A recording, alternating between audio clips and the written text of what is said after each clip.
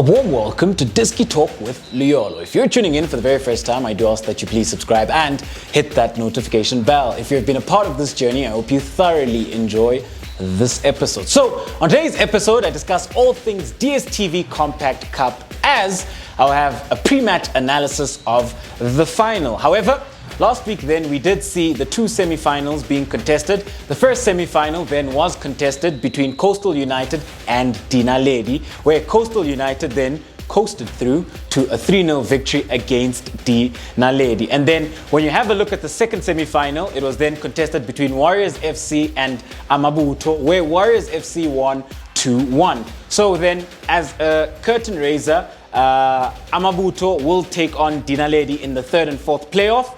And then in the final then, it will be Coastal United versus Warriors FC.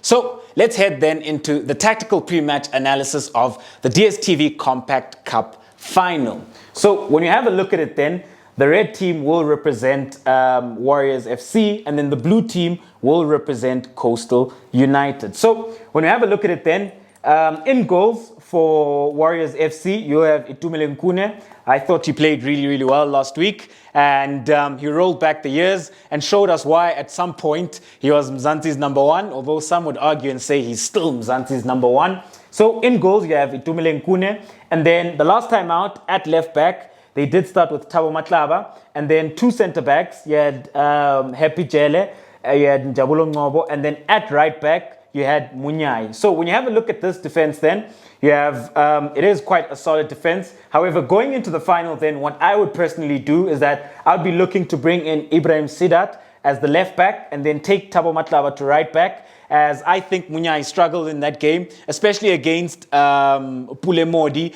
and the speed then and the trickery then with regards to how Pule Modi was then able then to cause havoc down his channel. So I think Munyai struggled in that game and didn't really have a great performance. So going into this encounter then, I'll be looking to have a back four of Sedat at left back, two centre backs in Jele, Njabulo Ngobo, and then at right back, move Thabo Matlaba there. And then when you have a look at Sedat, this is a player then who I really like. He possesses so much quality from a technical perspective, and he ticks various boxes, you know. And when you have a look at him then, whenever he does then advance into vertical zone one, what he gives you then is that he would offer that width, and also then very good at delivering those balls into the box. A player then who also reads the game very well. And then when you have a look then at the midfield, so they did start then in a 4-3-3 shape, as Dylan Kerr was then looking to hold possession of the ball, looking then at times to overload the spaces, looking to penetrate into the final third as well. But within the heart of midfield, they started with Blom, Nkosimpile Ngobo, and then they started with the young Mbele. So because of the structure of the DStv Compact Cup, within the lineup, you have to have one player from the DStv Disky Challenge. So going into this final then, I'll be looking to start with Umtutuzi Shabalala as opposed to Mbele. I think Umtutuzi Shabalala could impact the game a lot more than a young Bele, as we did see Mduduzi Shabalala come off the bench, and he played a beautiful crossfield diagonal pass to a Saleng, where Saleng controlled very well, and he finished. So within the heart of midfield then, I'll be looking to have Blom within the heart of midfield playing as the defensive midfielder, and then you'd have Nkosimpile Ngobo, who would sort of play as an 8 in this instance, where he would then be looking to come deep into those half spaces, where he's looking to collect the ball, and he's looking then to play make from deep pockets of spaces, and then have Mtutuzi Shabalala more playing as a 10, you know. At times, they could then also become a double 8, but with Mtutuzi Shabalala having more freedom to roam forward, with then Nkosimpile Ngobo having to drop a bit deeper. And then when you have a look at it, the last time out, off the left, they started with Thembinkosi Lodge. Off the right, it was Keegan Dolly. And then up front, they went with Pepra. However, when you do have a look at it then, I think Pepra struggled in the last game. So I will then be looking to bring in Khamaldeen, especially for the mobility. And if you have a look then at the players within this Warriors side, they are very creative players then, and players then who are well adept at ensuring that they could create those chances and slip those balls in behind for Khamaldeen. And when you have a look at it then from this perspective, I think that Warriors have so many quality players, and they should then have the upper hand. When you have a look then at Thembinkosi Lorch, this is a player then we know that would tend to drift in, so then that would then allow Ibrahim Sedat to offer the width on the left-hand side, and then on the right-hand side, you would have Keegan Dolly looking to drift into that right-sided half space, where then he's looking then to assume that playmaker role within vertical zone 4, and then you would have Thabo Matlaba offering the width on this side. So it would become very, very aggressive within the opposition half,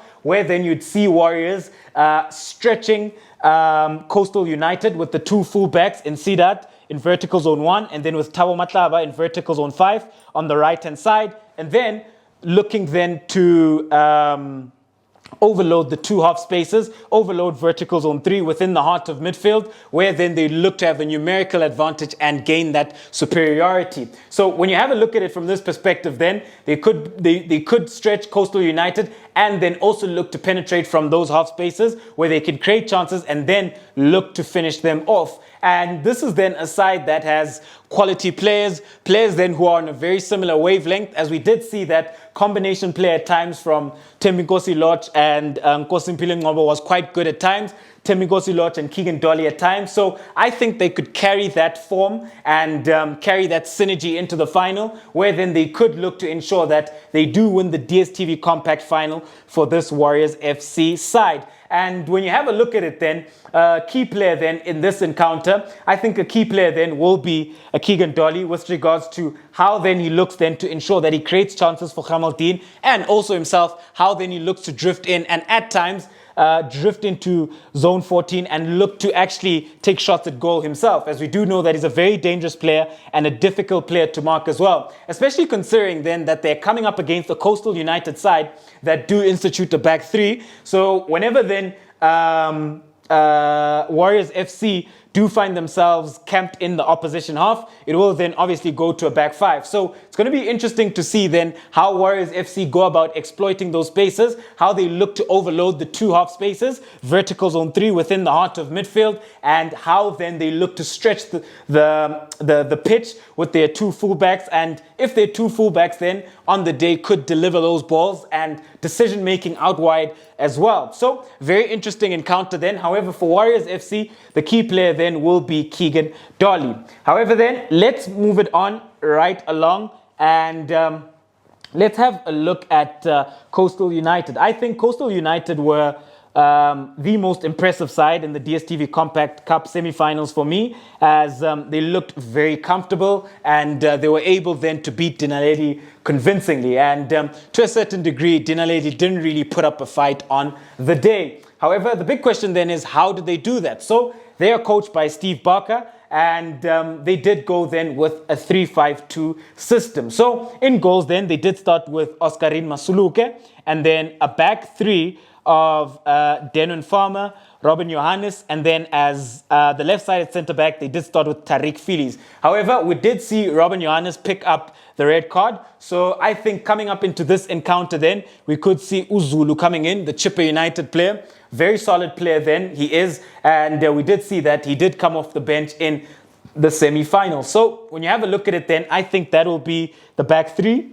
And what we did see then with this Coastal United side is that they were not afraid then to build up from the back and actually play out from the back. And then whenever then they had to go long, they would go long, where Oscarine would bypass the midfield and they'd be looking to play from the second ball. So this is a side then that can variate their play, and they adapt very well in relation to what the opponent is then trying to do. And then when you have a look then at their midfield. They did then start with the midfield three of Sinkala, who plays as the defensive midfielder, with Makola and then Notata as the two number 8s. When you have a look at this midfield, then this is actually a quality midfield. And when you have a look at Makola and Notata, they have a very, very good understanding because they do play for Cape Town City, and how then they look to ensure that they progress the ball and they then collect the ball in deep pockets of spaces for this Coastal United side was key then in ensuring that they were able to push their team further up the pitch, and they were able then to ensure that with their passing, they were able to then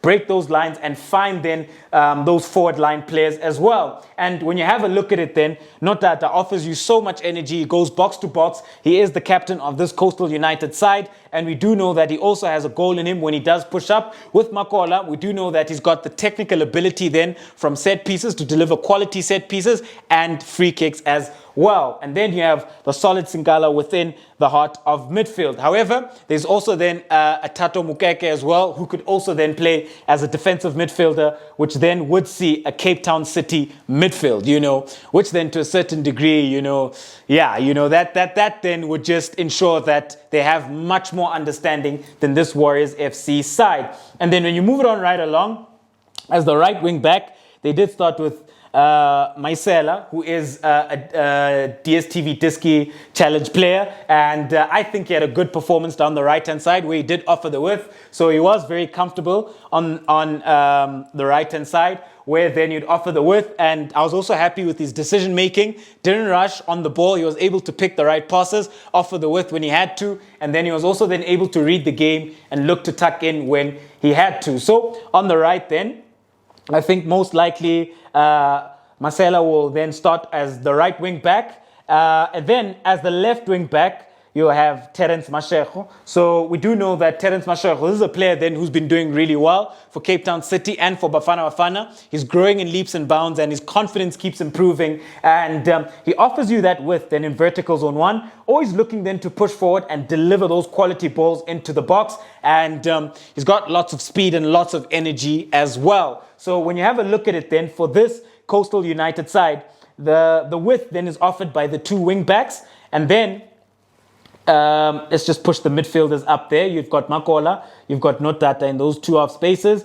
Then you'd have Sinkala. And then up front, they went with Dupria and Mahopa. And what I like about this front two then is that this front two has so much variation, because then in Mahopa, you've got the more physical and player then who gives you that aerial presence. And then with Dupria, you've got a very quick player then who also has very good technical ability. So they complement each other very well, because then you could have Mahopa hold it up and then Dupria can play off him. Or, for instance, Mahopa could be looking to flick it on, and then you've got Dupria looking to run in. And when you have then a look at this front two, they will then be looking then to trouble Happy Jele and Unjabulo Ngobo as well. So I'm looking forward to this final, because, I just think that there's so much quality on display from both ends, and also then so much exciting talent that can always come off the bench, especially then when you have a look at this Coastal United side. As we did see last week,